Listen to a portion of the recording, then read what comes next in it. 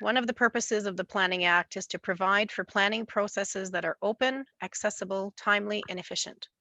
Accordingly, all written submissions, documents, correspondence, emails, or other communications, including your name and address, form part of the public record and will be disclosed, made available by the municipality to such persons as the municipality sees fit, including anyone requesting such information. Accordingly, in providing such information, you shall be deemed to have consented to its use and disclosure as part of the planning process. Okay, the purpose of our meeting is to hear persons' comments in regards to zoning bylaw amendment application made by the applicant, owners Gary O'Grady and Bernadette O'Grady, applicant Howe and Bradley Professional Corporation lawyers, file number OGR-2020-08. And I'll turn it over to Mr. Larbetsky. Thank you, Madam Mayor.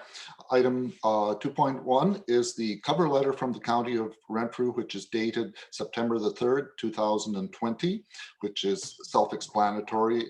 It's just stating that the request is to amend the zoning from residential 1 to commercial C.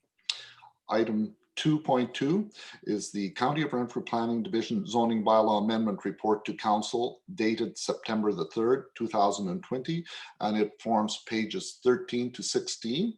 And does Council have any questions in respect to the report? None. Okay, I'm not seeing any, so please continue. Thank you, Madam Mayor.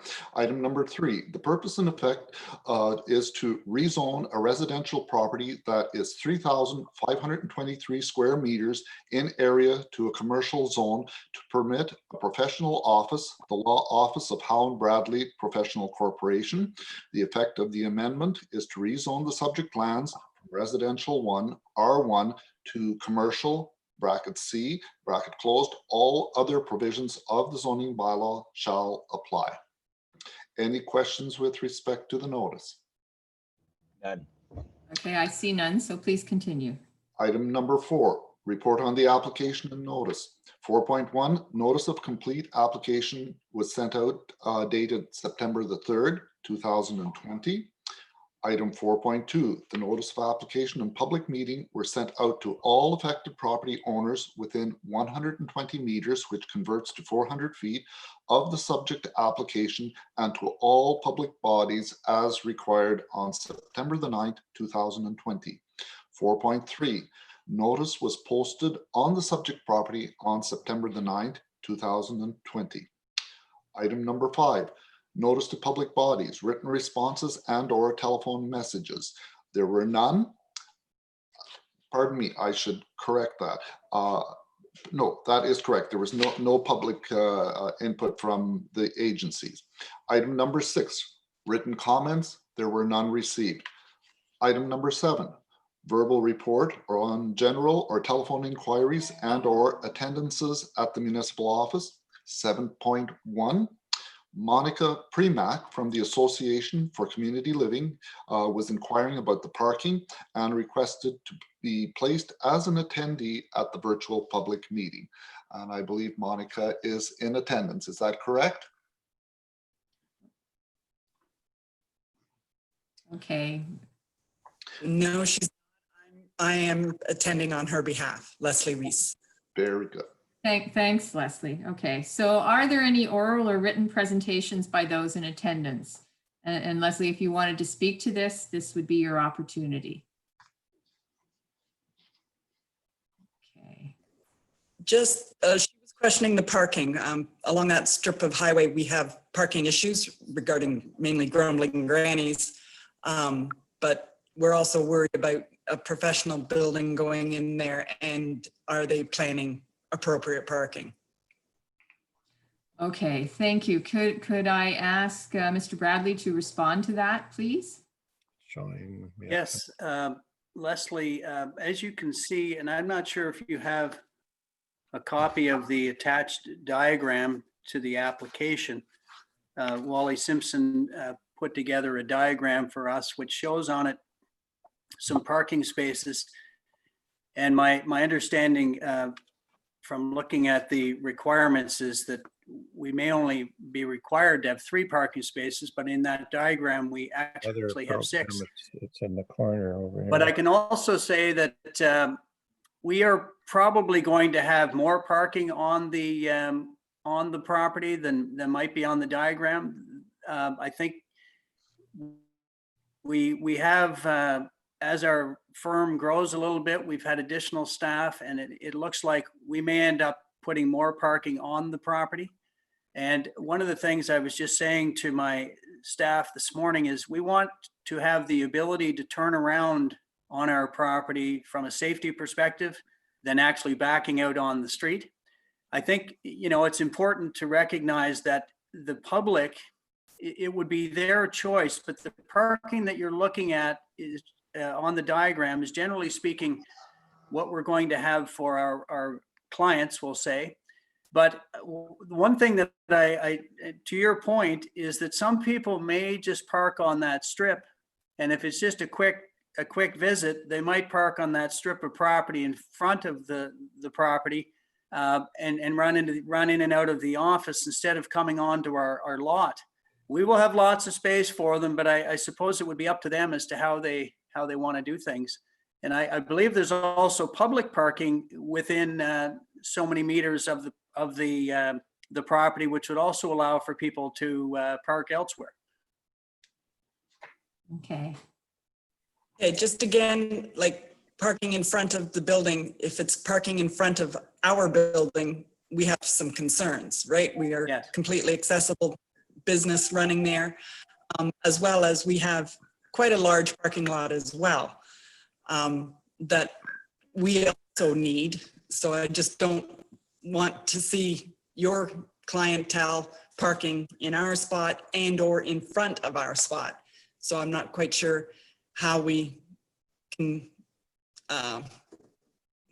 monitor that, or that those are my concerns. Like I said, we have quite a large piece of parking for our agency building that gets constantly used by others. And we have quite the policing it is difficult. So that is my concern. Like I know you can stop your clientele from parking out front. So I don't know if that's going to be part of making more accessible parking on your lot. And like you said, your turnaround piece, because you do not want them backing out on the highway. So Right. those are just concerns. Um, Okay. I'm assuming those concerns can, some of them will have to be addressed after the fact if they arise. Obviously, Leslie, if the public are parking in the parking lot that is for the use of MBACL, then obviously that's a concern that would have to be addressed, possibly through bylaw, because they're parking on private property. But at this point, we really don't know what's going to happen in terms of moving forward, as long as as Mr. Bradley is making certain that there is sufficient parking for his staff and clientele on his property. He will be doing the exact same thing that you have, that MBACL has done. The parking is there. It's a question of, can you get people to not use it if they're not supposed to, and use it if that is what the purpose they are there for, is to engage with you. So I'm not sure, Mr. Lerbetsky, is there any solution to this at this point, or is it going to have to be monitor it as we go forward and deal with it should the issue arise? Thank you, Madam Mayor. Parking in the downtown core in the commercial zone is always an issue, whether it's in Barry's Bay or other cities. One of the things, that's the reason why the 300-meter distance for parking within a commercial zone is within our zoning bylaw and other relating zoning bylaws within the county of Renfrew. I know it is a difficult situation. I know when the Association for Community Living had rented out their building or leased, I'm not sure what the appropriate term is, when the food bank was there, you had parking that even went into the church parking lot. So congestion is an issue, and it goes all the way down to Tim Hortons. And we've had issues there in front of residential properties where large trucks would pull in.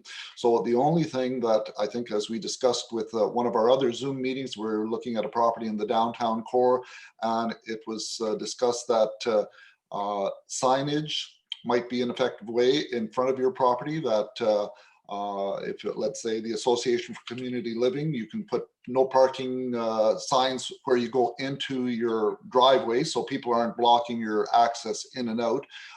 But a sign possibly could be put up that it is for either the benefit of the Association for Community Living in front of your establishment, and likewise for the professional office as well.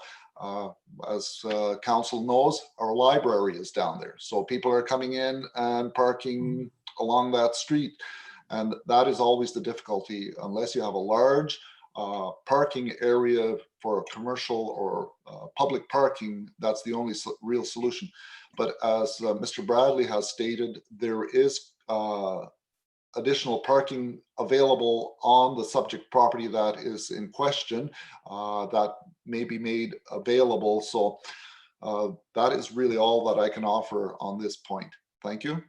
Okay, so I think certainly, Mr. Bradley, you're working on having parking available to your clients on the property, and a turnaround is certainly an excellent idea in order to ensure the safety of people coming in and going out, so that they are actually facing traffic, because it is a very difficult spot to get out of. Is there anything further, anything else from the member of the public at this point? Then if not, I will ask, are there any questions, or is there any discussion by council? None. Okay, I'm not seeing any. Then I guess we'll move forward. Sue? Oh, wait, Silas. Item number 10 is a copy of the draft bylaw, which will be presented to council later on this morning for consideration. And it is fairly basic, straightforward. It's just converting a residential use to a commercial use to allow a professional office to be established. Okay. And then I guess I'll ask Sue to read the notification. Thank you. Council is also required by section 3414.5 to inform the public at the public meeting of who is entitled to appeal to the local appeal tribunal under sections 34:11 and 19 as follows. Section 34:11, if council decides to refuse an application or refuses or neglects to make a decision on an application within 120 days of the municipal clerk receiving the application, the applicant or the Minister of Municipal Affairs may appeal to the local planning appeal tribunal by filing an appeal with the clerk of the municipality. Section 34:19, not later than 20 days after the giving of notice of passing of the bylaw, the applicant, any person or public body who made oral submission at the public meeting or made a written submission to council before the bylaw was passed, or the Minister of Municipal Affairs, may appeal to the local planning appeal tribunal by filing an appeal with the clerk of the municipality. Okay, thank you. And with that, I will declare the meeting closed. Thank you. Thank you. Thank you.